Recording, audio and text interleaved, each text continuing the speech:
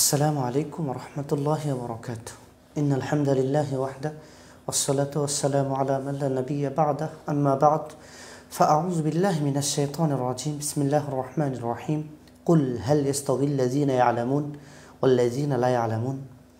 সুপ্রিয় দর্শক শ্রোতা দিনী ভাই বোনেরা, দেশ দেশান্তরে কাছে দূরে বিশ্বজুড়ে যে যেখান থেকে দেখতে পাচ্ছেন, আমরা আজকেও চলে এসেছি আমাদের সাপ্তাহিক ফেসবুক দিনী প্রশ্নোত্তর পর্ব নিয়ে। আজকে আমাদের 105তম পর্বে বরাবরের মতোই উত্তর প্রদানে রয়েছেন সৌদি আরব রিয়াদে অবস্থিত উম্মুল হাম্মাম ইসলামিক সেন্টারের সিনিয়র অনুবাদক, দায়ী, গবেষক, সম্পাদক, বহু গ্রন্থ প্রণেতা।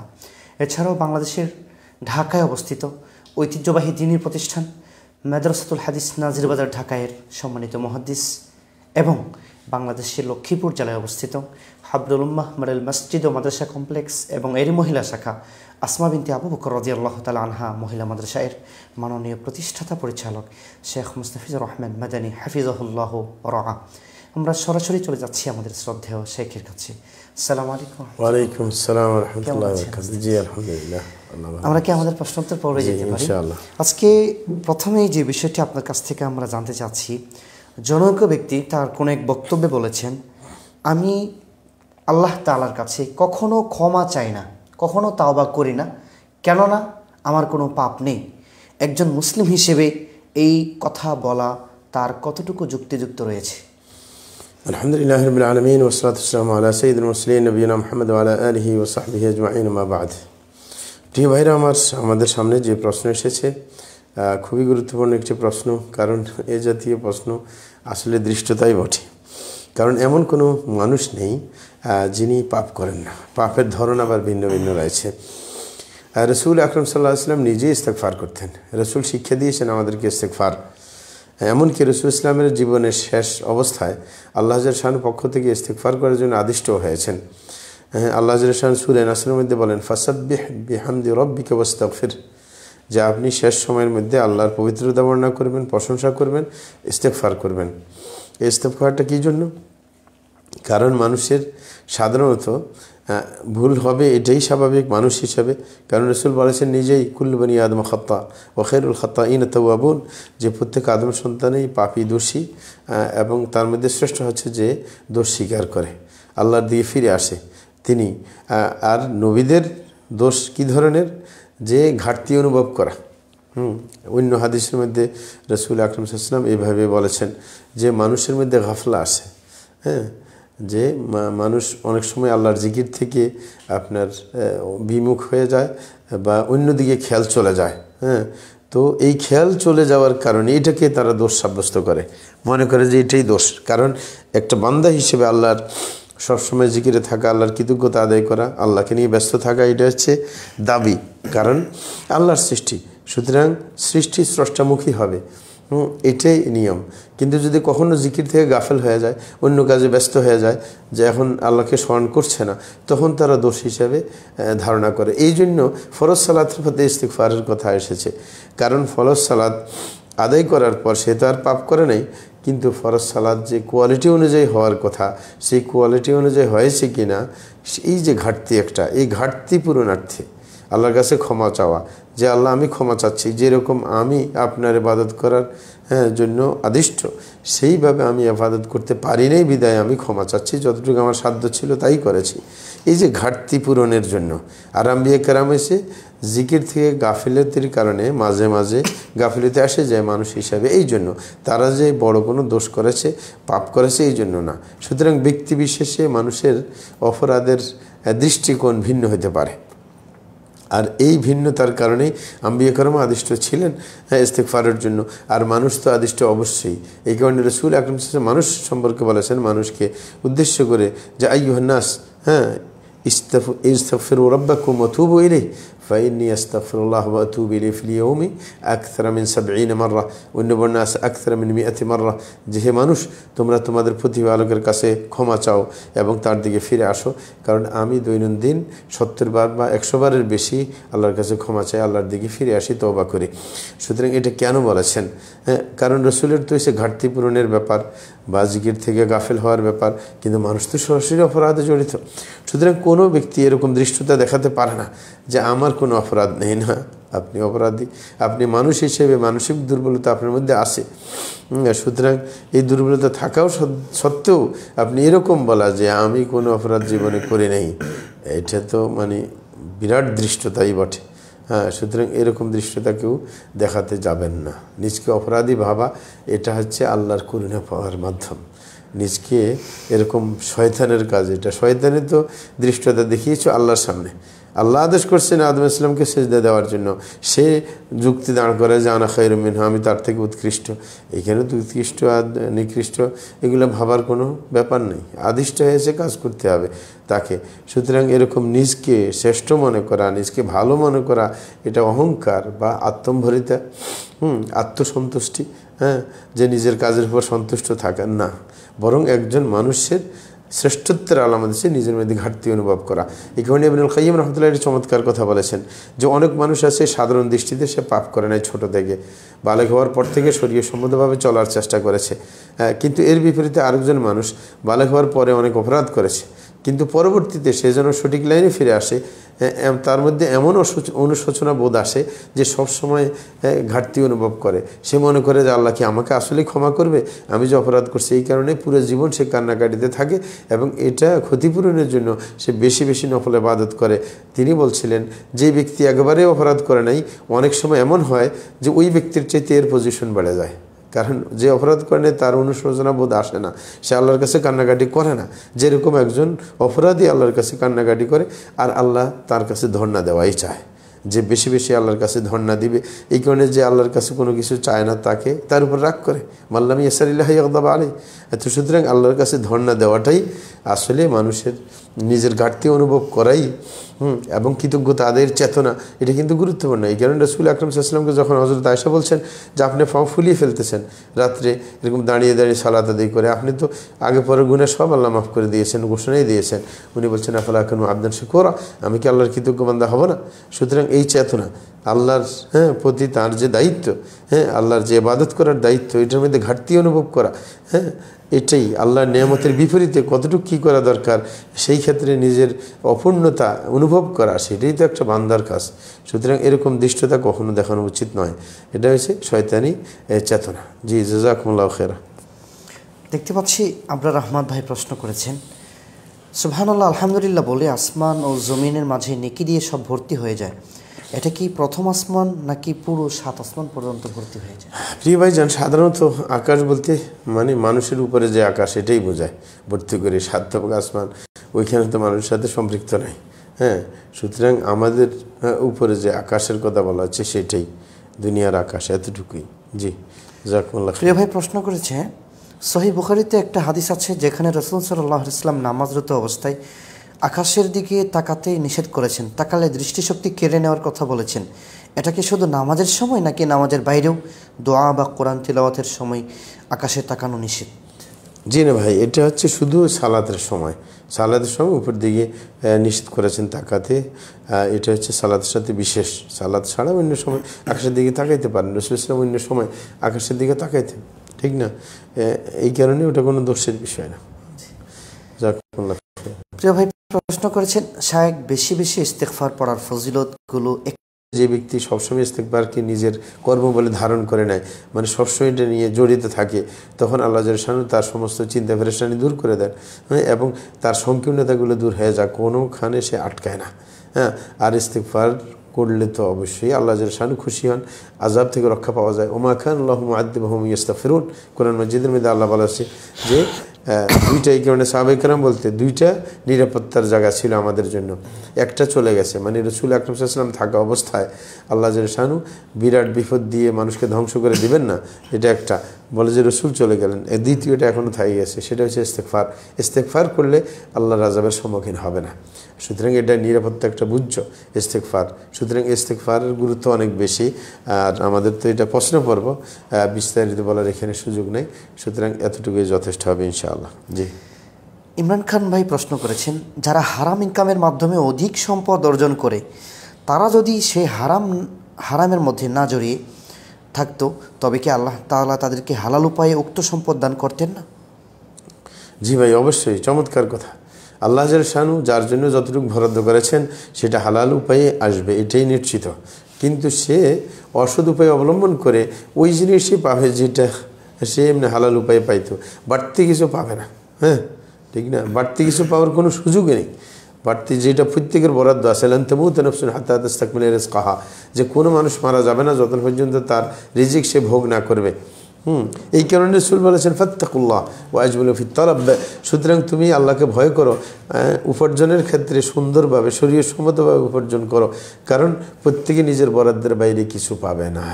এটা হচ্ছে ইমানের একটা মানে ষষ্ঠ স্তম্ভের মধ্যে একটা স্তম্ভ, যে তাকদীরে বিশ্বাস। আপনি আমার জন্য যে বরাদ্দ, ইন্নাল্লাহা খালাকা মাকাদির, ইন্নাল্লাহা কাতাবা মাকাদিরুল খালাইক ক্বাবলা আন ইয়াখলুকাস সামাওয়াতি বি50 আলফা সানা। আল্লাহ যারা লিখে রেখেছেন পুরা বিশ্ব মানবতার সমস্ত আপনার কি রিজিক বরাদ্দ লিখে রেখেছেন আকাশ জমিন সৃষ্টির 50,000 বছর আগে। সুতরাং এটা তো আজকের না, এমনকি পরবর্তীতে এটা নবায়ন করেছেন আল্লাহ শানু বিশেষভাবে। সেটা মায়ের পেটে থাকা অবস্থায় যখন 340 চলে যায়, তারপর মানুষের যখন রূহ ফুঁকে দেয়, তখন আবার বিশেষ করে ওটা সামগ্রিক লেখা, এখানে বিশেষ করে আবার সেটা আপনার ফেরেশতা লিখে দেন। সুতরাং বরাদ্দের বাইরে কেউ যেতে পারবে না। এই কারণে আপনার বরাদ্দ যেটা সেটা হালালভাবেই আসতো, কিন্তু আপনি চালাকি করে উল্টা পথে চলে গেলেন। এই কারণে আপনার ওই শাস্তির সম্মুখীন হতে হবে। কারণ আল্লাহ বলবেন যেটা বরাদ্দ সেটার বাইরে তো কিছু তোমার পাওয়ার কোনো সুযোগই নেই। সুতরাং সহজভাবে যেটা পাইতে কেন উল্টা পথে গ্রহণ করতে যাবে, এটার জন্যই শাস্তির সম্মুখীন হতে হবে। সুতরাং আমরা কখনো উল্টা পথে যাব না, যেটা রাসূল পরামর্শ দিয়েছেন ফাজিলু ফিত তালাব। যখন তোমার বরাদ্দের বেশি পাবে না, তাইলে সুন্দর করে কামাই করো, তোমার উল্টাভাবে যাওয়ার কোনো মানে আছে? জি, জাযাকুমুল্লাহ খাইর। দেখতে পাচ্ছি মিজানুর রহমান ভাই প্রশ্ন করেছেন, ইমাম শব্দ করে কিরাত পাঠের ক্ষেত্রে কেউ যদি সূরা ফাতিহার পর সালাতে অংশ নেয় এবং ইমাম যদি সে সময় সূরা ফাতিহা পাঠ করে ফেলে, অন্য সূরা শুরু করে দিয়েছে, তখন কি মুক্তাদি সূরা ফাতিহা পড়বে নাকি চুপ করে কিরাত শুনবে? ধন্যবাদ প্রিয় ভাইজান। কোনো ব্যক্তি যদি সালাতে অংশগ্রহণ করে এবং ইমামের পিছনে তার সুযোগ আছে, এখনও সময় আছে, অন্য সূরা পড়তেছে, এই সময় সূরা ফাতিহা পড়ার সুযোগ আছে, যতটুকু সুযোগ পায় সে সূরা ফাতিহা পড়বে। কারণ সূরা ফাতিহা পড়া বিশুদ্ধ মতে এটা হচ্ছে রোকন। সুতরাং সেটা হাতছাড়া করবে না। ইমাম যদিও অন্য সূরাতে ঢুকে গেছে, কিন্তু আপনি বাস মানে সালাতে ঢুকার পরে আপনি সূরা ফাতিহা পড়বেন। যতটুকু সময় পান, যদি পুরো সময় পান তো ভালো। আর যদি দেখা যায় যে কিছু পড়তে পারছেন, কিছু ইমামের রুকুতে গেছে এবং আপনার জানা আছে ইমাম রুকুতে বেশি সময় থাকে, তাহলে ওটাও আদায় করে পরে যাইতে পারেন। আর যদি দেখেন দেন সে বেশি সময় দিবে না, তাহলে যতটুকু পারছেন ফাত্তাকুল্লাহ মাসতাতুম, আল্লাহ বলছেন আল্লাহকে ভয় করো সাধ্য মতো। সুতরাং যতটুকু সাধ্য ততটুকু আপনি পড়বেন, এটা হচ্ছে নিয়ম, কিন্তু ছেড়ে দিবেন না, কারণ এটা রোকন। জি, কেউ রুকুতে এসে পাইলে সেটা তার জন্য ছাড়, কিন্তু আগে আসলে সময় পাইলে তাকে পড়তে হবে, পড়তে বাধ্য তিনি। জি, জাযাকুমুল্লাহ খাইর। এক ভাই প্রশ্ন করেছেন, শায়েখ তাহাজ্জুদ নামাজ পড়লে কি রোগ ভালো হয়? ধন্যবাদ প্রিয় ভাইজান। তাহাজ্জুদ নামাজ পড়লে রোগ ভালো হয়। এইটা হাদিসের মধ্যে আছে, যদিও হাদিস নিয়ে আপনার শুদ্ধতার ব্যাপারে কথা আছে, তারপরে হাসান পর্যায়ের। তো এটা অবশ্যই কাজ আছে, মানে কয়েকটা, তার মধ্যে ফায়দার মধ্যে এটাও একটা। জি, এক ভাই প্রশ্ন করেছেন যে আমার স্ত্রী এখন অন্তঃসত্ত্বা এবং 9 মাসে গমন করেছে, তার সাথে কি আমার মিলন করা যাবে কিনা? ধন্যবাদ প্রিয় ভাইজান। আপনার যখন স্ত্রী গর্ভবতী হয়, যদি তার কষ্ট না হয়, শারীরিক কোনো সমস্যার সৃষ্টি না হয়, ততক্ষণ পর্যন্ত আপনি সহবাস করতে পারবেন। এই ব্যাপারে কোনো সমস্যা নেই। স্ত্রী যদি আপনার সহবাস করলে সমস্যা না হয়, তাইলে অসুবিধা নেই। বরং এটা মানে সন্তান পেটে থাকা অবস্থায় আপনি সহবাস করা বরং এটা লাভজনক। কারণ রাসূল আকরাম সাল্লাল্লাহু আলাইহি ওয়াসাল্লাম আপনার বলেছেন লা তাসকি হারসা গায়রিক, যে তুমি অন্যের ক্ষেতে পানি ঢেলতে যায় না।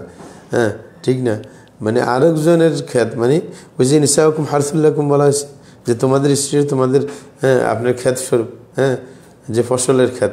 সুতরাং আপনার মানে এটা সেচ দেওয়ার মতো, যেমন আপনার ফসল বোনার পর সেচ দিতে হয়, তাকে পানি দিতে হয়, এরকম সন্তান পেটে আসার পর তাকেও এইভাবে আপনার সেচ দিতে হয়, সেচের মতো আর কি। এটা তার আপনার গর্ভের উন্নতি ঘটে, এই কারণে সে সময় সহবাস করবে। কিন্তু একবারে কাছাকাছি সময় চলে আসলে অনেকের জন্য কষ্টকর হয়ে যায়। যেমন একবারে কাছে, মানে এখন আপনার প্রসবের কাছাকাছি সময় শরীরে অনেকের ভারী হয়ে যায়, তার জন্য এটা খুব একটা চাপ হয়ে যায়। তখন সে অবশ্যই বিরত থাকবে। কিন্তু যে অনেকের দেখা যায় যে সন্তান হওয়ার আগ পর্যন্ত মানে তার ধারণ ক্ষমতা আছে এবং সে নিজেও উৎসাহী, তাহলে কোনো সমস্যা নেই, এতে কোনো সমস্যা নেই। জাযাকুমুল্লাহ খাইর। প্রিয় ভাই প্রশ্ন করেছেন, সেকুলারিজম বিশ্বাসী বা আওয়ামী লীগ, বিএনপি সহ এই সমস্ত দল যারা রাষ্ট্রে ইসলামী শাসন চায় না এবং প্রকাশ্যে বলে শরিয়া আইনে বিশ্বাসী না, এবং এমনও বলে তাদের ফিলোসফিতে ইসলামী শাসন ব্যবস্থা নেই, এমন দলগুলোকে ভোট দেওয়া যাবে কি? যদি তাদের না দেওয়া যায় তাহলে আমরা অন্য ইসলামী দলগুলোকে কি ভোট দিব? ধন্যবাদ প্রিয় ভাইজান। এই মশালাটা হচ্ছে শরীয়তে দুই ধরনের মশালা আছে। একটা হচ্ছে আপনার স্থায়ী মশালা, আরেকটা হচ্ছে জরুরতের মশালা। অবশ্যই যারা ইসলামী আপনার রাজনীতিকে বিশ্বাস করে না বা ইসলামী আপনার সিস্টেমকে বিশ্বাস করে না, কারণ রাষ্ট্র পরিচালনা ইসলামের একটা সিস্টেম আছে, সুতরাং এটাকে সিয়াসা শরঈয়া বলে, শরীয়ত ভিত্তিক মানে রাষ্ট্র নিয়ন্ত্রণ করা, রাষ্ট্র পরিচালনা করা। সুতরাং এটাতে যদি কেউ বিশ্বাস না করে সে তো আল্লাহর বিধানকে অস্বীকার করে বসলো, তার তো ইমান থাকেই না। হ্যাঁ, এটা হচ্ছে মৌলিক কথা। সুতরাং তাদেরকে কোনোভাবেই সাপোর্ট করা যাবে না, এটা একবার শরীয়তে হারাম, কারণ তারা পরিষ্কার আপনার শিরকের উপর, শিরকে আকবরের সাথে জড়িত এবং পাশাপাশি কুফরের সাথেও জড়িত, কারণ সে আল্লাহর বিধানকে অস্বীকার করার মতো। এই কারণে তাদের সাথে কোনো লেনদেন নেই, কোনো সম্পর্ক নাই। কিন্তু এখন কথা হচ্ছে যে কখনো যদি পরিস্থিতি এমন হয়ে যায় যে মানে কিছু দল দাঁড়িয়েছে, কয়েকটা দল আছে আমাদের দেশে, তো অনেকগুলো দল, দেখা যায় যে কোনো দল ইসলামের জন্য বেশি ক্ষতিকর, যে ইসলামের বেশি ক্ষতি করে তারা প্রশাসনে আসলে, এটা মানুষের অভিজ্ঞতা। আর কিছু দল আছে না, তত ক্ষতি করে না, তারা পেটের ধান্দা করে, ইসলাম নিয়ে ওদের মাথা ব্যথা নাই। তাইলে কম ক্ষতিকরকে সাপোর্ট দেওয়া, বেশি ক্ষতি থেকে বাঁচার জন্য এটা শরীয়ত আবার সাপোর্ট করে। কিন্তু সব সময় যেই কোনো, কারণ আমাদের দেশে ইসলামী দল ছাড়া অনেক দল দাঁড়ায়, সুতরাং যেই জায়গায় দেখা যায় ইসলামী দলকে ভোট দিলেই জয়যুক্ত হয়ে যাবে, মানে ওই এলাকার মানুষ সংখ্যাগরিষ্ঠ বেশি ইসলামপন্থী, তাইলে সেখানে তো ইসলামপন্থী ছাড়া অন্যখানে ভোট দেওয়ার কোনো যুক্তিকতাই নেই। কিন্তু যেখানে দেখা যায় যে ইসলামপন্থীরা এই সিটের মধ্যে ভোট পাবে না, কিন্তু অবশ্যই তার বিপরীতে যেই দলগুলো আছে ওই দলের কোনো একটাকে যদি ভোট দেওয়া যায়, খারাপকে প্রতিরোধ করা সম্ভব, তাইলে তাৎক্ষণিকভাবে সেই সময়ের জন্য জায়েজ কোনো একটা পক্ষ নেওয়া, কিন্তু এটা সব সময়ের জন্য জায়েজ না। এটাকে বলে তাৎক্ষণিক মাসালা, জরুরতের ভিত্তিতে মাসালা, এটাকে কিন্তু সব সময় মাসালা হিসেবে ধরে নেওয়া যাবে না। এমনি স্বাভাবিকভাবে কোনো ভোট দেওয়া, কোনো যারা ইসলাম পন্থায় বিশ্বাস করে না তাদেরকে সাপোর্ট দেওয়া, তাদেরকে ভোট দেওয়া, এগুলো সম্পূর্ণরূপে হারাম। কিন্তু ওই যে হারামটা কখনো হালাল হয়ে যায় প্রেক্ষাপটের ভিত্তিতে, জরুরতের কারণে, সেটা হচ্ছে ভিন্ন ব্যাপার। এটা আলেমরা বুঝবে, কারণ অনেকে নিজে বুঝতে পারে না। এটা তাৎক্ষণিক ওলামায়ে কেরাম, যারা যোগ্য ওলামায়ে কেরাম, তারা বলতে পারে যে এই প্রেক্ষাপটে আমাদের অমুককে সমর্থন দেওয়া উচিত। হ্যাঁ, সেটা আলেমদের পরামর্শে কাজ করতে হবে। জাযাকুমুল্লাহু খাইরা। প্রিয় ভাই প্রশ্ন করেছেন, শেখ মেয়েরা কি মেসওয়াক করতে পারবে? জি অবশ্যই মেসওয়াক করবে, কোনো সমস্যা নেই। মেসওয়াকটা সবার জন্য। আর সেওয়াকু, হ্যাঁ, আপনার মত হারাতুন লিল ফাম ও মারদাতুন লির রব, রাসূল বলেছেন মেসওয়াক করাটা এটা হচ্ছে মুখের জন্য পরিচ্ছন্নতা এবং আল্লাহর সন্তুষ্টি অর্জনের মাধ্যম। সুতরাং মেসওয়াক সবার জন্য। রাসূল কোনো ভিন্ন করে দেন নাই যে পুরুষ মেসওয়াক করবে মহিলা করবে না, না, সবার জন্য। হ্যাঁ, এই কারণে মহিলাদের মাড়ি সাধারণত নরম থাকে, এই কারণে মেসওয়াক ব্যবহার করার জন্য সময়ে মানে এমন কোনো জিনিস দিয়ে মেসওয়াক করবে না যেটা তার মাড়িকে নষ্ট করে দেয়, সফট জিনিস দিয়ে মেসওয়াক করবে। এদের জন্য ব্রাশ ভিন্ন পাওয়া যায় মার্কেটে। আর এমনি মেসওয়াক যদি কোনো আপনার দিয়ে করা যায়, শিকড়, যেমন জাইতুনের শিকড় আমাদের দেশে পাওয়া যায়, এটাকে নরম করে নেবে যেন তার মাড়ি ক্ষতিগ্রস্ত না হয়। জি, জাযাকুমুল্লাহ খাইর। এক ভাই প্রশ্ন করেছেন, না চাওয়া সত্ত্বেও অন্তরে রিয়া, অহংকার, পরশ্রী কাতরতা সৃষ্টি হলে সেজন্য কি বান্দা গুনাহগার বা আল্লাহর পক্ষ থেকে ক্ষতিগ্রস্ত হবে? ধন্যবাদ প্রিয় ভাইজান। আমরা বলবো যে না জানা সত্ত্বে, অসতর্ক অবস্থায় যদি এগুলো সৃষ্টি হয়, যখনই সে টের পাইবে আল্লাহর কাছে ক্ষমা চাইবে। যতক্ষণ পর্যন্ত কোনো কিছু নিজের আপনার বাস্তবে প্র্যাকটিক্যাল না হবে, বাস্তবে রূপায়িত না করবে, চিন্তার মধ্যে সীমিত থাকে, তাইলে এটার জন্য আল্লাহ পাকড়াও করবেন না। যেমন আরেকজনের ক্ষতি করার একটা নেশা আপনার মধ্যে আছে, যেমন, কিন্তু এটাকে বাস্তবায়িত করার নাই। মনে আসছে যে আমি অমুকের মারব ধরে, মারেন নাই, শুধু চিন্তা আছে বা এরকম পরিকল্পনা নিয়ে আসেন, হ্যাঁ, কিন্তু আপনি বাস্তবায়িত করেন না, এটার জন্য পাকড়াও হবে না। কিন্তু যদি কঠিন ইচ্ছা থাকে যে মারবই মারব, কঠিন চূড়ান্ত সিদ্ধান্ত নিয়েছেন, খুঁজতেছেন কিন্তু পান নাই, তখন কিন্তু হত্যার হিসাব হবে। কারণ চরমভাবে প্রতিজ্ঞাবদ্ধ হইলে তখন কিন্তু গুনাহ লেখা হয়।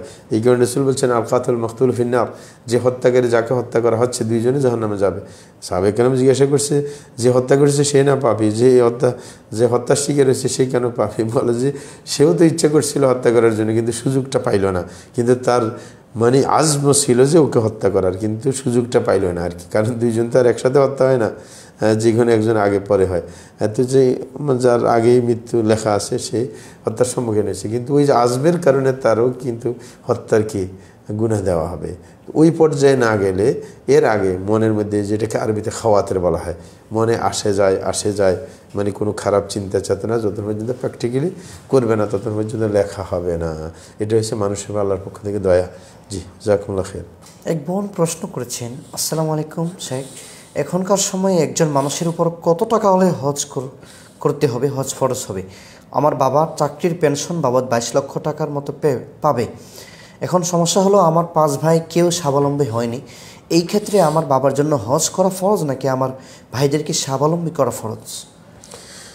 ধন্যবাদ রিবন। ওয়ালাইকুম আসসালাম রহমতুল্লাহ বারাকাতুহু। আমরা বলবো যে আপনার পিতা তার সন্তানদেরকে স্বাবলম্বী করে দেওয়া এটা তার জন্য ফরজ না, ফরজ দায়িত্ব না।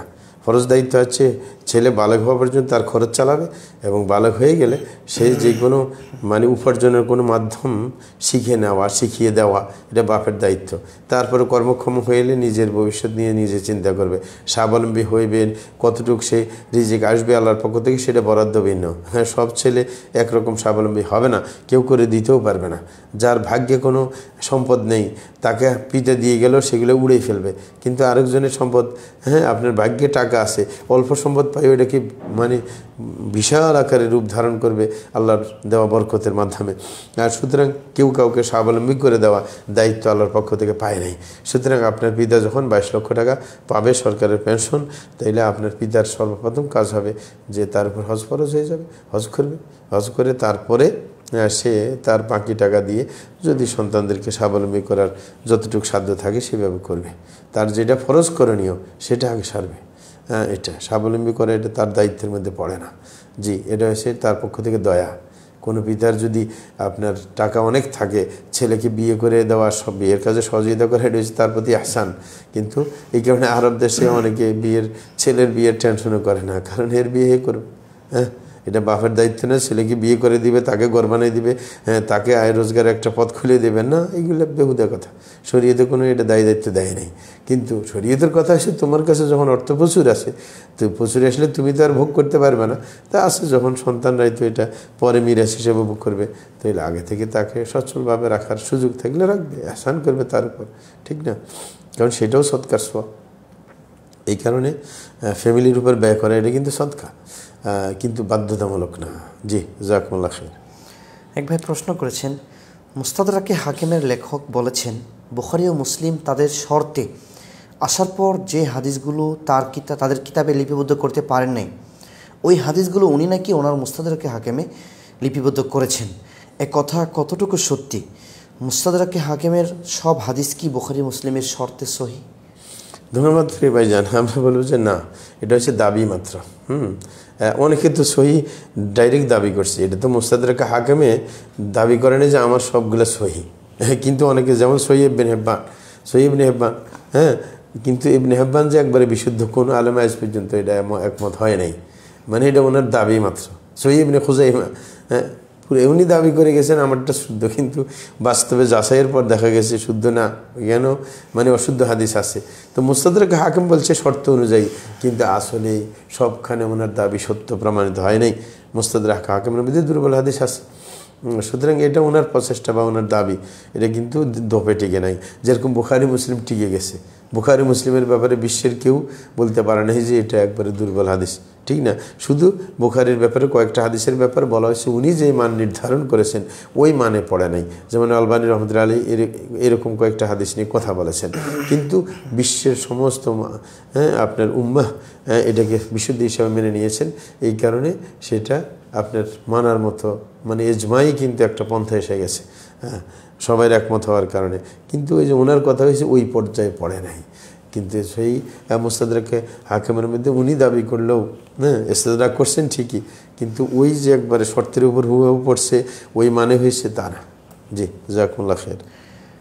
প্রিয় ভাই প্রশ্ন করেছেন, আসসালামু আলাইকুম শেখ, আপনাকে আল্লাহর জন্য ভালোবাসি। আমি ভারত মুর্শিদাবাদ থেকে বলছি। আমার পছন্দ আমি সফরে গেলে কসর সালাত আদায় করা, কিন্তু আমি সফর থেকে যদি ঘরে ফেরার সময় 3-4 কিলোমিটার বাকি থাকে রাস্তা, এই অবস্থায় যদি সালাতের সময় হয়ে যায় তাহলে কি আমি কসর করতে পারবো?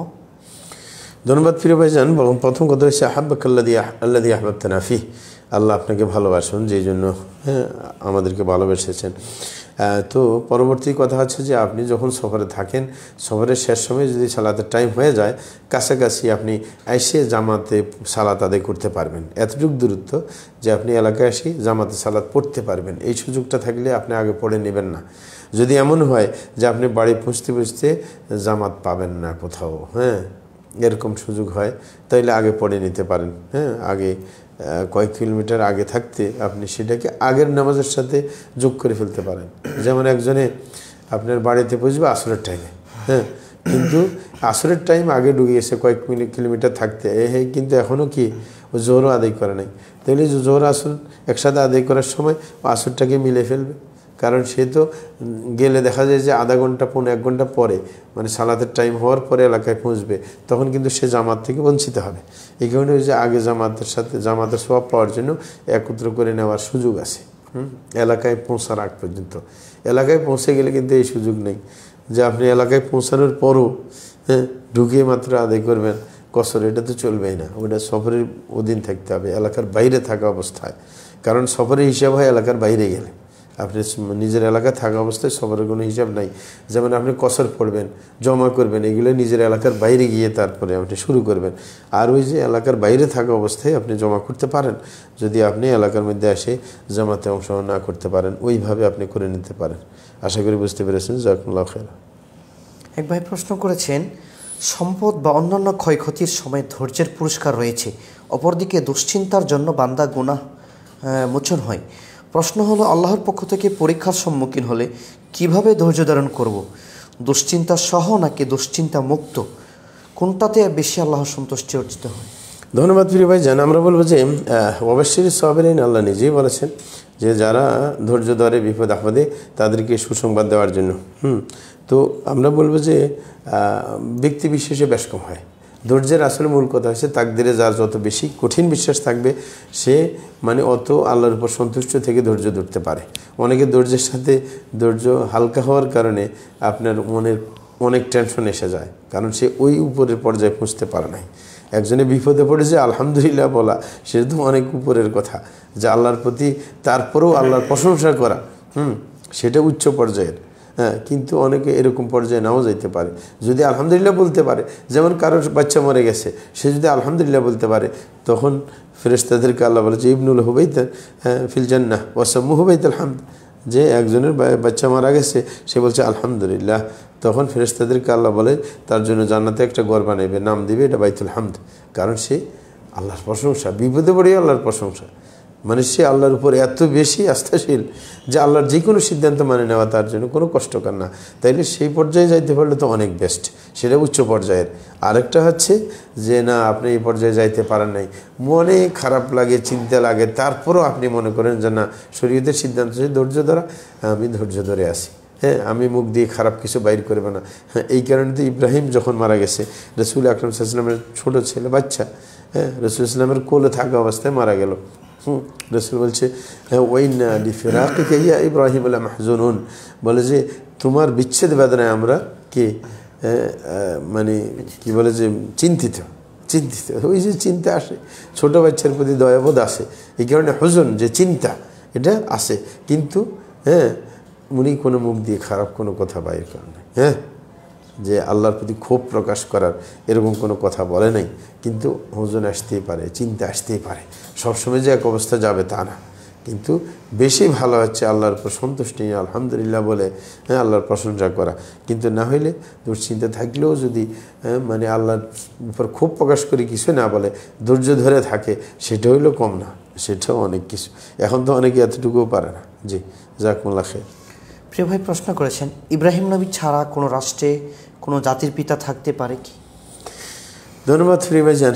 আমরা বলবো যে এমন যদি হয় জাতির ভিত্তিতে, এখন তো হচ্ছে নামকে আসতে, একটা হচ্ছে বাস্তবতার ভিত্তিতে যেমন ইব্রাহিম ইসলাম কেন জাতির পিতা, রসুল আকরম সাল্লামকে কেন বলা হয়েছে যে রসুল জাতির মানে ওনার পিতা, রসুল আকরম সাল্লাহ ইসলামের বংশীয় পিতা, কারণ ইব্রাহিমের ধারায় উনি আসছেন, ইসমাইল ইসলামের ধারায় উনি জন্মগ্রহণ করছেন, বংশধারায়, এই কারণে উনি ওনার পিতা বংশীয় সিস্টেমে। হ্যাঁ, কিন্তু সবাই যে ওই সিস্টেম আসছে তা না, হ্যাঁ, ইব্রাহিমের ধারা নাও হইতে পারে, হ্যাঁ, অনেকে ইসহাকের ধারায় আসছে যেমন ইউরোপিয়ানরা। হ্যাঁ, সুতরাং সেটা হচ্ছে বংশীয় ধারা। আর আমরা কেন ইব্রাহিমকে পিতা মনে করব?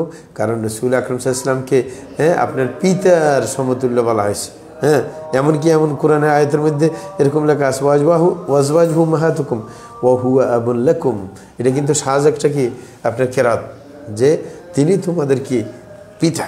হ্যাঁ, কারণ হচ্ছে এটা স্বাভাবিক কথা, যদি ওনার স্ত্রী যদি মা হয় তাইলে উনি কি হবে? পিতা সমতুল্য হবে। তো নবী যখন পিতা সমতুল্য, হ্যাঁ, এই হিসাবে আমাদেরও পিতা, ওনার পিতা হইলে আমাদের পিতা হবে না ওইভাবে। কিন্তু বংশীয় ধারা ছাড়া খালি খালি পিতা বানানো, এটা তো অযৌক্তিক কথা। কীভাবে আপনি বানাবেন? কোন একজন কি এক জাতি গঠন করছেন? হ্যাঁ, ঠিক না? বাঙালি জাতি, বাংলাদেশি আগে ছিল না, একজনে আসিয়া মানে বাংলাদেশ স্বাধীন করলে পিতা হয়ে যাবে একটা জাতির। এই জাতি যদি আগে না থাকতো নতুন করে জাতি এটা তৈরি হইতো, তাই না? কিন্তু তারপরেও যদি কেউ এরকম মানে নাই, এটাতে আসল জন্মদাতা হিসেবে মানে নেই, তাহলে ইমান যে একবার ধ্বংস হয়ে যাবে তা না। কিন্তু কথা হচ্ছে যে একটা তো যুক্তিকতা থাকতে হবে, যে আপনার বংশের ধারাই হিসেবে না আপনি কোনো জাতির পিতা বলতে পারেন এই জাতের অমুকের সাথে সম্পৃক্ত, ঠিক না? যেমন নূহ আলাইহিস সালামকে বলা যেতে পারে তার সময় সব ধ্বংস হয়ে গেছে, পুরো বিশ্বে সব বাসে গেছে, ওনার সন্তানদের মাধ্যমে বংশ বিস্তার হয়েছে। আদম জাতির পিতা ধরা যায় আদম আলাইহিস সালামকে, কারণ তার আগে কোনো মানুষ ছিল না, তিনি সর্বপ্রথম আবুল বাশার, এই কারণে সবার পিতা উনি। এগুলো এসে বংশীয় ধারা, জন্মগত সিস্টেমে, এগুলো এসে বাস্তবপন্থী। হ্যাঁ, সুতরাং এমনিতেই কাউকে কোনো বৈশিষ্ট্যের কারণে পিতা বলে সাব্যস্ত করা এটা কিন্তু একবারে যে হারাম এটা না, এটার জন্মদাতা হিসেবে না। আরব দেশে সম্মানী শাইখদেরকে ওয়ালিদ বলে ডাকে, সামাহাতুল ওয়ালিদ, বড় মুফতিদেরকে বলে, হ্যাঁ, এরকম বলে, এটা হচ্ছে সম্মান সূচক বলা। হ্যাঁ, ঠিক না? এটা শরীয়তে নিষেধ না। হ্যাঁ, একবারে যে অনেকে মনে করে যে এটা কুফরি হয়ে যাবে, এরকম কিছু না, এগুলো সম্মান সূচক। এটা সমাজের মধ্যে আরবদের মধ্যে প্রচলন আছে। জি, জাযাকুমুল্লাহ খাইর। প্রিয় ভাই প্রশ্ন করেছেন, আমার বাবা মা আমার সন্তানের আকিকা 7ম দিনে দিতে নারাজ, কারণ তারা টাকা চায়, আব্বুর সংসারে টাকা দিতে বলে, এবং এমন কথা বলেছে আমাকে যে একটা দিও, ছেলে সন্তান হলে আরেকটা পরে দিবে, এমন কথা বলে। এখন আমি আমার টাকা দিয়ে সন্তানের জন্য আকিকা দিতে চাই বাবা মার অসন্তুষ্টিতে, তাহলে কি আমার আকিকা হবে? হ্যাঁ, ধন্যবাদ প্রিয় ভাইজান। আমরা বলবো যে যদি বাস্তবে সংকট থাকে, তাদের খাদ্যের সংকট, তাইলে তাদের ওই সংকট সেরে দেওয়া সেটা হচ্ছে আপনার জন্য ওয়াজিব। সুতরাং আপনি এরপরে যেটা আপনার পরবর্তী ধাপ আসে, কারণ আকিকা দেওয়া কারণে এটা ওয়াজিব, কারণে এটা সুন্নাহ, সেটা নিয়ে মতভেদ আছে। কিন্তু নিজের পিতার জরুরি খাদ্য দেওয়া, হ্যাঁ, সেগুলো তো সবার নিকটে ওয়াজিব। হ্যাঁ, এই কারণে সেটা হচ্ছে ভিন্ন ব্যাপার। আর যদি না এমনি একজনের চাহিদা অনেক বেশি, অনেক পিতা আছে খালি হ্যাঁ, মানে তার পেট ভরেই না, হ্যাঁ, তার সব কিছু দেওয়ার পরেও তার কাছে মানে লাখখানিক টাকা তার অ্যাকাউন্টে থাকতে হবে, তাইলে সে খুব শান্তিতে মনে শান্তি নিয়ে ঘুরতে পারবে, ঠিক না? হ্যাঁ, ওই রকম বাপের কাজে কারণে আপনি নিজের ছেলের দায়িত্ব কিন্তু আপনার উপর। কুল্লু গোলামের মুরতাহানুন বে আকিকাতে, প্রত্যেকটা সন্তান তার আকিকের সাথে দায়বদ্ধ। এই দায়বদ্ধতা কার? মানে ছেলের বাপের, মেয়ের বাপের, সন্তানের পিতার উপর। এই দায়বদ্ধতা তো আপনার বাপের না, এই দায়বদ্ধতা তো আপনার কামাই আছে, আপনি দিতে বাধ্য, আপনার শয়তানের আকিকা। কিন্তু যদি ওই রকম খাদ্য জাতীয় সংকট যেটা পূরণ করে আপনার জন্য বাধ্যতামূলক, যে আপনি খাদ্য না দিয়ে বাপ মাকে আপনি আকিকা দিতে যাবেন না, এটা শরীয়ত বলে নাই, ওটা অগ্রগামী। কিন্তু খালি যদি এরকম আবদার করে, না ফ্যামিলির এত টাকা লাগবে, হ্যাঁ, অনেকে আছে দেখা যায় ফ্যামিলিতে লাগবে 30,000, বাপে চায় 1 লাখ করে মাসে, এরকম অনেক স্ত্রীও এরকম, এগুলো বখাটে হয়ে যায় পরে। এই কারণে ওই যে ব্যাপারটা দেখার বিষয়। জি, সাধারণ এই জাতীয় কথা হইলে না আপনার ওঠেও ওয়াজিব, বিশুদ্ধ মত হচ্ছে আকিকা দেওয়া ওয়াজিব সামর্থ্য থাকলে, সুতরাং সেটাকে আপনি প্রায়োরিটি দেবেন। হ্যাঁ, জি, জাযাকুমুল্লাহ খাইর। প্রিয় ভাই প্রশ্ন করেছেন, গরু, ছাগল, ভেড়া ইত্যাদি চতুষ্পদ জন্তুর ঝাড়ফুঁক পদ্ধতি সম্পর্কে জানতে চাই। ধন্যবাদ প্রিয় ভাই জান। আমরা বলবো যে কেউ যদি আপনার জন পশুর মধ্যে পশু যদি আক্রান্ত হয়, ঝাড়ফুঁক করতে চায় সরাসরি ঝাড়ফুঁক করতে পারে, অসুবিধা নেই। আর যদি চায় যে পানির মধ্যে ফু দিয়ে পানি ছিটিয়ে দিবে পশুর উপর, সেটাও সম্ভব। এটা কোনো জটিল কিছু না, না এমন না যে তাকে যে ডাইরেক্ট ফু দিলে ক্ষতির কোনো কারণ না। হ্যাঁ, ওই যে মানুষের মতোই সরাসরি ফু দিতে পারেন, অথবা পানিতে ফু দিয়ে সেটা ছিটিয়ে দিতে পারেন, দুটোটাই চলবে। জি। প্রিয় ভাই প্রশ্ন করেছেন, সম্মানিত শায়েখ, বিয়ের সময় দেখা যায় অনেক সময় ছেলের পক্ষ থেকে অথবা মেয়ের পক্ষ থেকে তথ্য আদান প্রদানে অনেক কিছু গোপন রাখে, এটা ইসলামে কতটুকু জায়েজ? ধন্যবাদ প্রিয় ভাইজান। আমরা বলবো যে তথ্য আদান প্রদানের ক্ষেত্রে যদি লুকিয়ে রাখে, সেটা শরীয়তে অনেক সময় দণ্ড সংক্রান্ত কারণ হয়ে দাঁড়ায়। আরব দেশে আছে, যদি কোনো মেয়ে কুমারী না, মানে একবার বিয়ে হয়েছে কিন্তু তাকে আপনার কুমারী বলে আপনি চালিয়ে দিয়েছেন, পরে প্রমাণিত হলে আসলে তো কুমারী না, আরব দেশে কিন্তু ক্ষতিপূরণ দিতে হয়। কারণ আরব দেশে কুমারী মেয়ের মোহর আর বিবাহিত মেয়ের মোহর এক হয় না। সুতরাং ওই যে ঘাটতিটা আছে, যে এই ঘাটতিটা আপনি ফেরত দিতে হয়। হ্যাঁ, আর মানে পুরুষ স্বাধীন, সে যদি ওই যে তার সাথে মিথ্যার মানে আচরণ করার কারণে সে ইচ্ছে করলে তালাকও দিতে পারে, তার স্বাধীনতা আছে। হ্যাঁ, কারণ সে কেন মানে অসৎ উপায় অবলম্বন করবে, সে স্বাধীন এই ক্ষেত্রে, কারণ আরও এরকম মিথ্যা আচরণ করবে তার জীবনে, এই কারণে সে তালাকও দিতে পারে। আর যদি রাখে, তখন শরীয়তের বিধান অনুযায়ী যে গ্যাপ মোহরানার মানে অসত্য এরকম তথ্য দেওয়ার কারণে সেটা সে অধিকার আদায় করে নিতে পারবে। সুতরাং কোনো ধরনের তথ্য লুকিয়ে রাখবে না। অনেকের কান্নার কারণ হয়ে গেছে, নাম বলবে না, আমাদের এই নোয়াখালীর এক আলেমের মেয়ে কালো, আপনার শেষ পর্যন্ত বিউটি পার্লারে এমনভাবে সুন্দরী বানাইছে, হ্যাঁ, মানে তাকে এক আলেমকে দেখাইছে, ও তো বিয়ে করার জন্য রাজি। যখন বাসর ঘরে গেছে, যখন বলছে, কারণ আলেমদের সিস্টেম শরীয়ত মতো, বিয়ে করার পরে কয় যে উজু করে লো, আমরা দুজনে মিলে 2 রাকাত সালাত আদায় করবো। যখন উজু করছে দেখা যায় সব কালো, ওই যে বেহুশ পড়ে গেছে ওইখানে। পরে আর কী করবে, কান্নাকাটি করে। পরে অন্য শিক্ষকরা ওকে অনেক বুঝাই সুঝাই যে এটা ভাগ্যে মিলছে। কিন্তু আসলে এটার জন্য আরব দেশে কিন্তু কঠিনভাবে শাস্তির সম্মুখীন হইতো এই তথ্য গোপনের কারণে। হ্যাঁ, তো সুতরাং এটা শাস্তিযোগ্য অপরাধ। কিন্তু আমার দেশে ওই যে বুঝায় যে না এটা ভাগ্যে মিলছে, এটা শয়তানি। হ্যাঁ, তথ্য গোপন করা এটা বিরাট জটিলতার সৃষ্টি করে। হ্যাঁ, সুতরাং এটা অনেক সময় তালাকের দিকে পৌঁছে যায়। হ্যাঁ, কারণ এসে একজনের চয়েস না হইলে তাইলে তো সে ওর সাথে কীভাবে সংসার করবে, এই কারণে তো দেখার কথা বলা হয়েছে। হ্যাঁ, যে যেন দেখলে যদি এর চোখে লেগে যায়, বাস তখন মানে জীবনযাপনটা সহজ হবে। তো এরকম মিথ্যা তথ্যের কারণে তো মানে জটিলতার সৃষ্টি হয়। তাইলে সুতরাং ওই যে মানে মিথ্যা তথ্যের কারণে কতটুকু জটিলতার সৃষ্টি হয়েছে, কতটুকু ক্ষতির সম্মুখীন হয়েছে, এই ক্ষতিপূরণ দিতে বাধ্য সে, অথবা সে স্বামী চাইলে তালাক দিতে পারে এই অসৎ আচরণের কারণে। জি, জাযাকুমুল্লাহ খায়র। প্রিয় ভাই প্রশ্ন করেছেন, মুরিদের জান কবজ করতে মালাকুল মত নাকি তার পীরের কাছ থেকে অনুমতি আনে, এটা কি ইসলাম বিধ্বংসী আকিদা কিনা? ধন্যবাদ প্রিয় ভাইজান, এটা নিশ্চিত ইসলাম বিধ্বংসী আকিদা। হ্যাঁ, কারণ আপনার পিসাবের অনুমতি নিতে হবে কেন? আল্লাহর আদেশেই তো ফেরেশতা চলে, নাকি পিসাবের আদেশে চলে? হ্যাঁ, সুতরাং এটা তো ঈমান বিধ্বংসী আকিদা। হ্যাঁ, এটা কোনোভাবে বিশ্বাস করা যাবে না।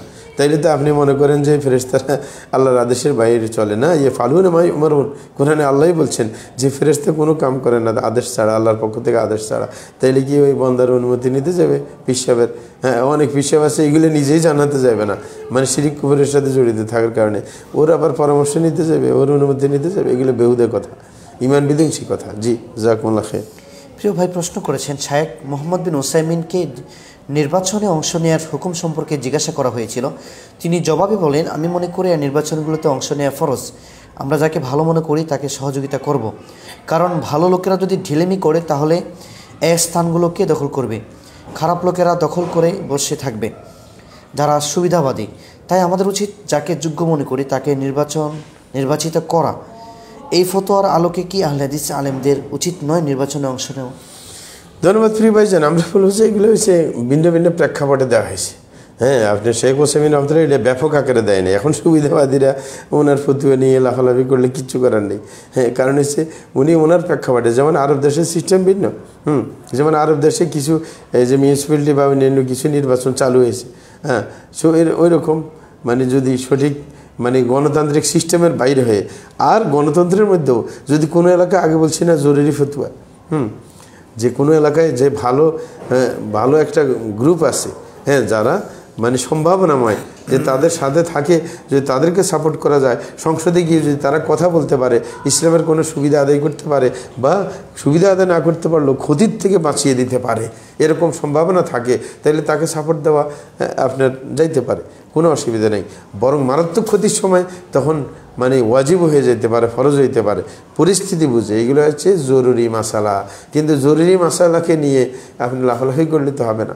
হ্যাঁ, অনেকে একজনে যায়, পরে আর কোনো সুবিধা পায় না, কতক্ষণ হাউকাউ করলো, যা হওয়ার তাই হয়ে গেল, অথবা নিজের চরিত্র ধ্বংস হয়ে গেল।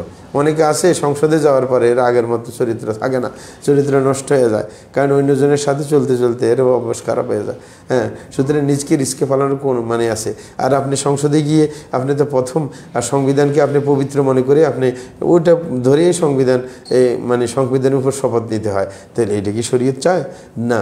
এই কারণে ওনাদের ব্যাপারটা হয়েছে ওই সব রাষ্ট্রের জন্য না, ওনাকে হয়তো বা আরব দেশের কোনো রাষ্ট্রের ব্যাপারে বলা হয়েছে সেইখানে মানে এরকম ইলেকশনে যাইবে কি না, হ্যাঁ সেই, অথবা এরকম কঠিন পরিস্থিতিতে বলা হয়েছে যেখানে খারাপ কোনো দলকে প্রতিরোধ করার দরকার, সেইখানে আপনি প্রতিরোধ করার জন্য ফতোয়া দিয়েছেন। এটা প্রেক্ষাপট বুঝতে হবে। একটা হচ্ছে মানে সবসময়ের জন্য মাসালা, আর একটা হচ্ছে বিশেষ পরিস্থিতিতে মাসালা। সুতরাং এই যে কিছু আলেমের, যেমন আলবানী রহমতুল্লাহ আলী, শেখ মোহাম্মদ বিন সাল্লাল্লাহু আলাইহি ওয়াসাল্লামের এই ফতোয়া নিয়ে অনেকে নিজের সুবিধার জন্য লাফালাফি করে না, সেটা বিশেষ ক্ষেত্রের ফতোয়া। সুতরাং এটাকে ব্যাপকতা দেওয়ার কোনো মানে হয় না, এটা তো জানাই আছে সব। হ্যাঁ, মানে কোনটার ফতোয়া কী, যেমন অনেকে দলাদলির ব্যাপার নিয়ে মানে লাফালাফি করে। হ্যাঁ, ও মুখে আলেমের ফতুয়া, যেখানে কোরআন হাদিস সুস্পষ্ট, এখানে আলেমের ফতুয়ার কী দরকার আছে? হ্যাঁ, আলেমের ফতুয়া হচ্ছে প্রেক্ষাপট বুঝতে হবে, উনি কি বুঝে কোনটার মধ্যে কি খাটাইলেন, কি প্রয়োজনে দিলেন, কি করলেন, এগুলো তো বুঝতে হবে। শরীয়তের যেখানে নির্দেশনা সুস্পষ্ট সেখানে আলেমের কথাকে বুঝার চেষ্টা করতে হবে, আর যেখানে অস্পষ্ট সেটা ভিন্ন ব্যাপার, গবেষণার ব্যাপার, তখন আলেমের উপর নির্ভরশীল হইতে হবে। যেখানে কোনোটা সুস্পষ্ট থাকে সেখানে তো মানে আলেমে ঢালাওভাবে ফতুয়া দিবে না, প্রেক্ষাপট বুঝেই ফতুয়া দিবেন। সুতরাং প্রেক্ষাপটটা বুঝা দরকার। আশা করি বুঝতে পেরেছেন। আর শরীয়তের একটা হয়েছে ওই যে মানে কোনোটার যদি ক্ষতি বেশি হয়, হ্যাঁ সেটাতে ওই যে যেটা মাসালা হয়েছে আখাফ দারারাইন, যদি দুই দিকে ক্ষতির সম্মুখীন হয়, এমন পরিস্থিতির সৃষ্টি হয়, তখন যেটা হালকা ক্ষতি সেটাকে মেনে নেওয়া শরীয়তে চায়। কারণ শরীয়তে সবসময় চায় যে ক্ষতি কম হোক, হ্যাঁ এটা চায়। এই সমস্ত পরিস্থিতিতে ওনারা বলছিলেন যে কোনো সময় মানে এরকম ইলেকশনে অংশগ্রহণ করার ব্যাপার। সুতরাং এই জটিল পরিস্থিতির মশলাকে ব্যাপকতা দেওয়ার কোনো মানে হয় না, বরং মানে সমাজ সংস্কার করে সঠিক পন্থা ইসলাম প্রতিষ্ঠা করতে হবে, এটা হচ্ছে আসল নিয়ম। আশা করি বুঝতে পেরেছেন। জাযাকুমুল্লাহ খাইরা।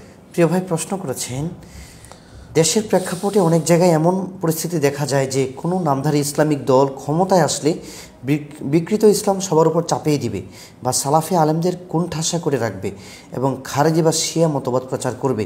অপরদিকে অনইসলামিক দল দুর্নীতির মাধ্যমে দুনিয়া কামাই করবে, যার ফলে দ্রব্যমূল্যের দাম বেড়ে যাবে বা জুলুম করবে ইত্যাদি। এই পরিস্থিতিতে কাকে ভোট দিব? ধন্যবাদ প্রিয় ভাইজান। আমরা বলবো যে ধার্মিক দল এটা কোনো সুনিশ্চিত না যে তারা আপনার শরীয়ত বিরোধী কাজ সুনিশ্চিতভাবে করবে। তাদেরকে বুঝাইলে হয়তো বা কি তারা বুঝবে, বা এর ইচ্ছে করলেও মানে তা আপনি যে আশঙ্কা করতেছেন সেটা করা যাবে না। কারণ গণতান্ত্রিক রাষ্ট্রে যেই কোনো কথা চাপিয়ে দেওয়া এত সহজ না।